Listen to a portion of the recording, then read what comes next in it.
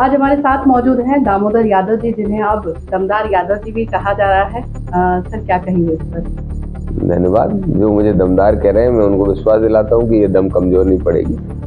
धीरेन्द्र कृष्ण शास्त्री जी की यात्रा जो निकल रही है, उसका आप विरोध कर रहे हैं, लेकिन वो शुरू हो चुकी है, 2 दिन भी हो गए हैं। आपकी तरफ से क्या कार्यवाही? 3 दिन हो गए हैं। हमारा जो कार्यवाही करने का तरीका है वो संवैधानिक है।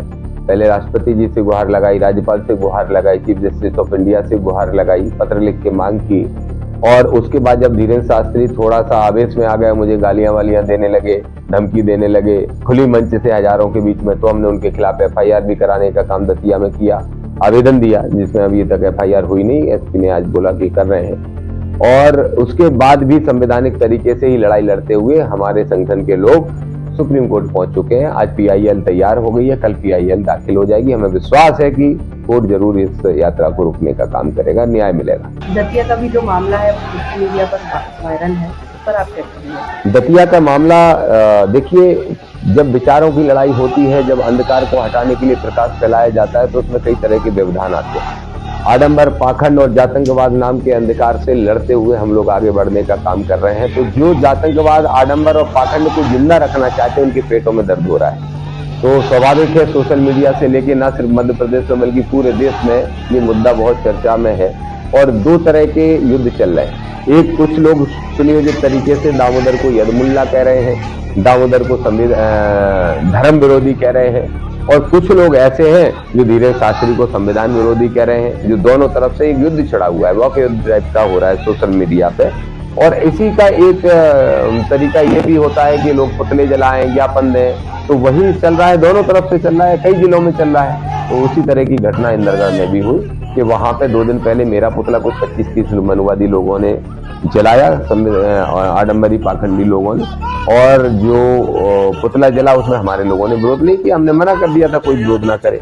लेकिन अगले ही दिन जब हमारे 500, 600 नहीं 1000 आदमी लोगों ने इकट्ठे होकर पुतला जलाया, तो फिर उन्होंने पथराव चालू कर दिया। ये पुलिस की जिम्मेदारी थी कि ऐसे लोगों को वहां से हटाया जाता। ये पुलिस की जिम्मेदारी है कि जिनने पथराव किया उन पर गंभीर धाराओं में प्रकरण कायम करके जेल भेजने का काम करें।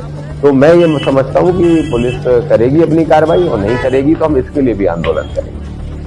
आज शास्त्री जी ने ये भी कहा है कि हिंदू सेना को ज्यादा से ज्यादा दान दिया जाए ताकि वो पाकिस्तान को उड़ा सके। उस पर आप क्या कहेंगे?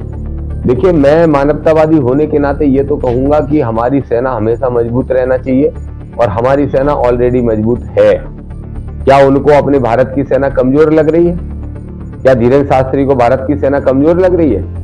भारत पे आंच नहीं आने देती जो सेना, हमारी तीनों सेनाएं मिलके, वो उनको किस रूप में कमजोर लग रही है? और दान की जरूरत धीरेन्द्र शास्त्री को होगी। भारत की जनता ने इतना टैक्स देती है, इतना पैसा सरकार के पास है कि धीरेन्द्र शास्त्री की तरह सेना को दान की जरूरत नहीं है। सेना स्वाभिमान से जीना जानती है, और सेना का एक एक हमारा जो सिपाही है, एक एक सेना का जो व्यक्ति है, वो उसके मान सम्मान में कोई कमी नहीं आना चाहिए। और ऐसे पाखंडी आडंबरियों के सर्टिफिकेट की जरूरत सेना को नहीं है। महिलाओं को लेकर भी एक बयान दिया है कि नारी को काली बनना है, ना कि बुर्के वाली बनना है, लेकिन उसके बावजूद भी मुस्लिम समाज से उनको समर्थन मिल रहा है। नहीं, कहीं समर्थन नहीं मिल रहा है। ये मीडिया का मैनेजमेंट है, ये उनके लोगों का मैनेजमेंट है कि वो इस तरीके का प्रचार प्रसार कराएं। जब मैंने कहा कि तुम्हारी यात्रा इस्लाम के खिलाफ है, एक धर्म के खिलाफ है, और आडंबर फैलाने के साथ साथ वो सांप्रदायिक सौहार्द बिगाड़ रही है, तो फिर उन्होंने कहीं से 100-200 मुसलमानों को मैनेज कर लिया साथ में चलने के लिए। जब 3 लाख लोगों का कल दावा किया गया कि 3 लाख लोग चल रहे थे, तो इस देश में तो 15% मुसलमान है। तो 15% मुसलमान है, तो क्या 3 लाख में 45,000 मुसलमान चल रहे थे? नहीं, वो 100 लोगों को चिन्हित करके चलाया जा रहा है। तो ऐसे मैनेज करके कहीं भी चलाया जा सकता है। आपकी यात्रा भी अभी शुरू होने वाली है। संविधान बचाओ यात्रा हम शुरू करने जा रहे हैं 16 तारीख को ग्वालियर से।